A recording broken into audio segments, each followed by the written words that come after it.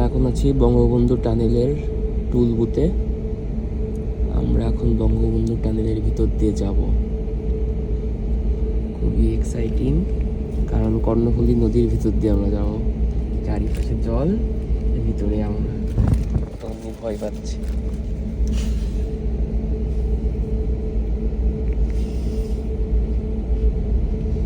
টুল বুথে টাকা দেওয়া শেষ। তো বাস থেকে আসলে টানেলের এক্সপিরিয়েন্সটা কেমন হয় সেটাই দেখাবো, ওই জন্য এই ভিডিওটা অন করলাম।